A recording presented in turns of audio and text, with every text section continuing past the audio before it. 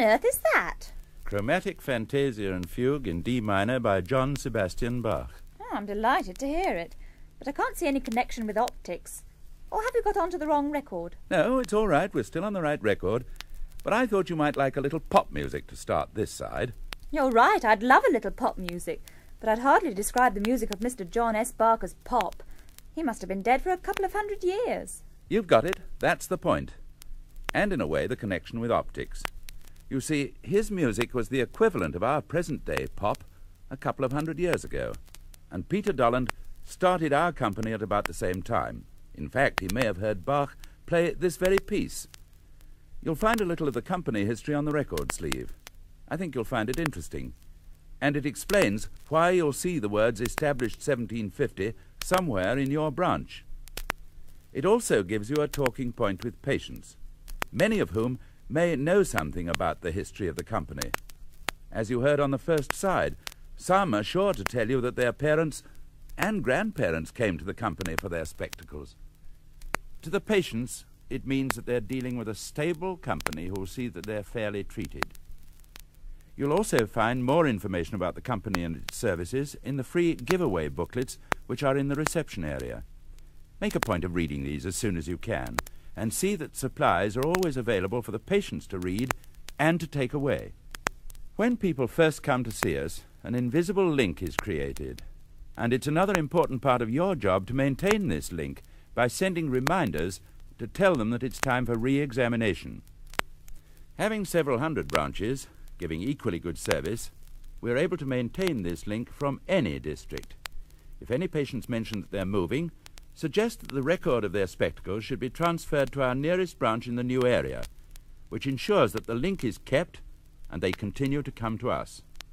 A list of all our branch addresses is kept in your branch. Normally, reminders are sent out to our patients every 2 years or so to tell them that they should have another sight test, as a change in lenses is usually necessary at this time.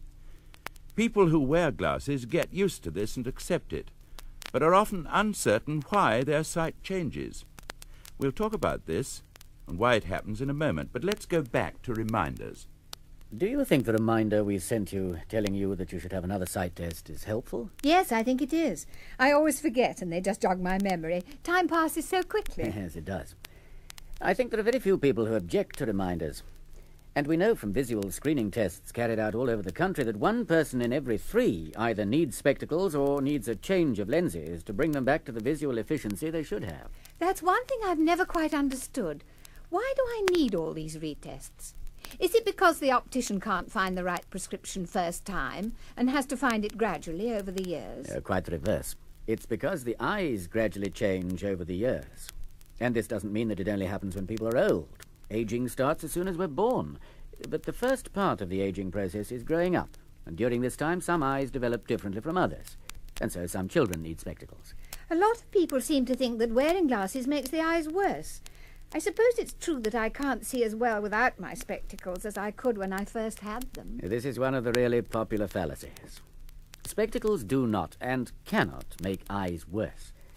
But it is quite true that after wearing spectacles, many people find that they don't see as well as they did before they wore them. This is because the spectacles give them a standard of comparison, either of vision or of comfort. For example, there are short-sighted people with, say, half the degree of clarity that normal vision gives who think they see perfectly. You see, they can't borrow a normal eye for comparison, and it's not until their eyes are tested, sometimes even by the crude test applied by a driving test examiner, that they realize that other people see differently. When they have correcting spectacles, they certainly seem to see worse without them because they now know how they should see.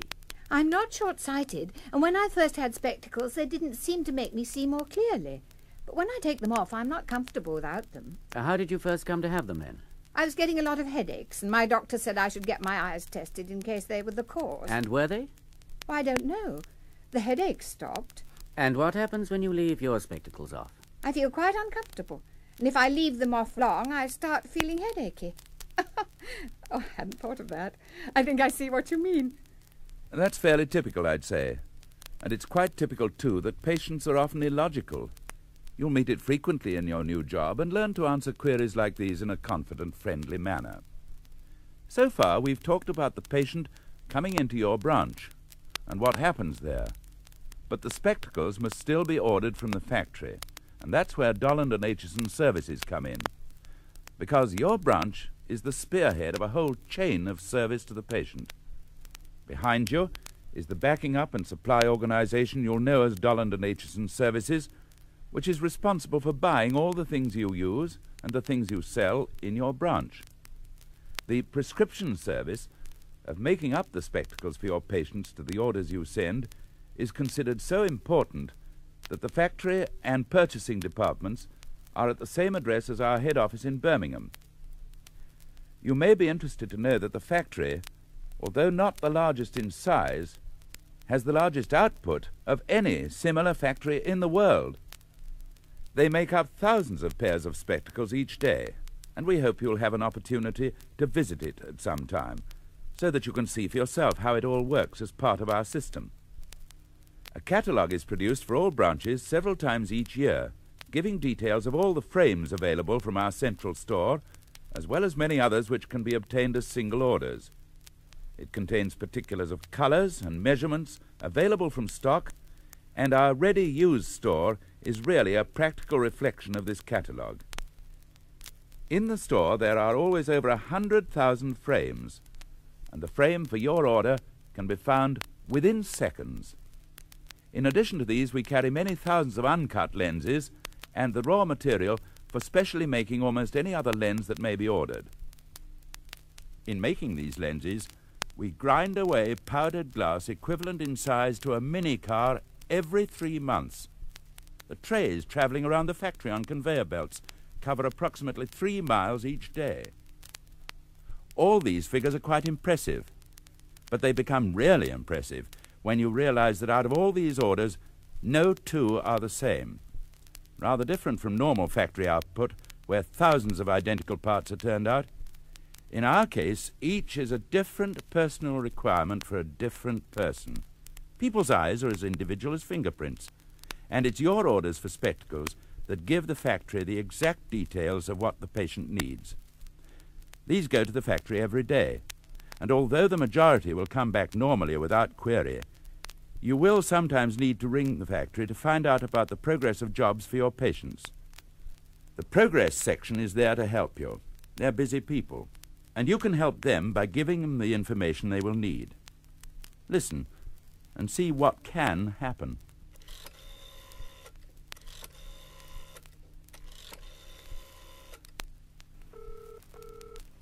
Progress, good morning. Is that Dollond and Aitchison Services? Yes, Progress Department here. Can I help you? Can I speak to someone about an overdue order? It's disgusting the way some of these jobs... May I have the details, please? It's weeks old. My patient is very cross. When are we going to get it? May I have your branch number and the S&R number of the job? The branch number? Oh, this is D&A High Street. Oh, you want the branch number. That's 9937. And my patient Branch says that 9937. And what is the S&R number? Oh, that's 12793. Oh, why is it so S&R long? 12793. Can you tell me if you have a delay slip? A what? Oh, yeah. Oh, one of those pieces of paper. No, I don't think so. Just a minute. Oh, yes, we're in luck. It's on the side here. It says the frame has been ordered. Oh, where is it then? Can I have the number of that slip, please? Oh, do you need that? It's 7357. 357. Just a moment. Hello? No, I'm sorry. The frame has still not arrived. It's imported, and our latest information is that the next delivery will be in about 3 weeks. Would your patient like to choose another frame that we can supply from stock? The nearest in style is Gracechurch, at the same price. Just a minute, she's here. There's a delay on the frame. Would you like to choose another? No, I'd rather wait, thank you. No, she says she'll wait. But be as quick as you can. Let's try that again, the way you'd do it. Progress Department, good morning. Good morning.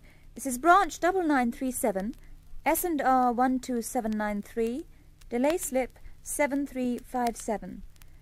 This has been delayed for a special frame, and my patient would like to know how long it'll be. 1 moment, please. The latest information is a further 3 weeks delay. Would your patient like to change to another frame? Just a moment. There's a delay on the frame. Would you like to change to another? No, I'd rather wait, thank you. No, but she'll be glad to have them as soon as possible. There's quite a difference in time and nervous energy, isn't there? I think that example leaves no doubt as to how you will do it. In fact, everyone depends on your friendly manner and willingness to be helpful. But as you may know, opticians are not allowed to advertise. So how do people get to know? And why do they come to us? They come back to see us, of course, when you send them sight test reminders. And that's why it's so important that you do this. But why do they come to us in the first place? We ask some of our patients. Well, I had headaches nearly every day, so I took aspirins and more aspirins. The optician said I was astigmatic, so although I could see, I was straining. He must have been right, because although they don't seem to make any difference to the way I see, I don't get the headaches when I wear them. Why did you choose to come to us? Well, I work in the block of offices next door, so it was convenient. Yes, but isn't there another optician almost opposite? Why didn't you go to him? Oh, that was this friend. She works with me. She said you were well known and had more up-to-date frames. I noticed you had a much better selection of frames in the window, and when I went in, you let me try on the latest styles. She liked the frames and got a warm welcome. What other reasons are there for choosing an optician? I went to another optician for years. He was very good, but it was such a bother. You people are more efficient. I suppose it's because you're a big firm. That's interesting, and partially true. We are big enough to have a great deal to lose if we don't organize things properly, so we give a lot of thought to our frame selection and the system we use. But in the long run, it's our staff, and particularly our receptionists, who give the right impression. That's why it's so important that we select the right people for the job. And we've selected you, so obviously we must think that you have the right qualities. A number of the people that come to you will be nervous. They think something's gone wrong with their eyes. Remember the importance of listening. This is the only way in which you can understand what people really want, and they'll love you for listening. Remember that no one knows everything. If you're in doubt, ask the manager. He'll be pleased to help you. This record has been produced to help you when everything is new. Play it over to yourself a few times, and once you get into the swing of things, you'll find your new job enjoyable and rewarding.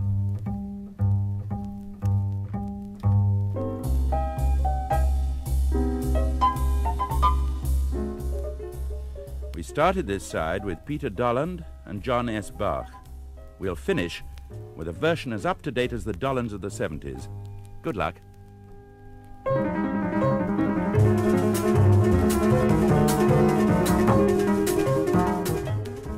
I'll bet you said I'll need it. You won't, you know. If you're a good listener, you won't need luck.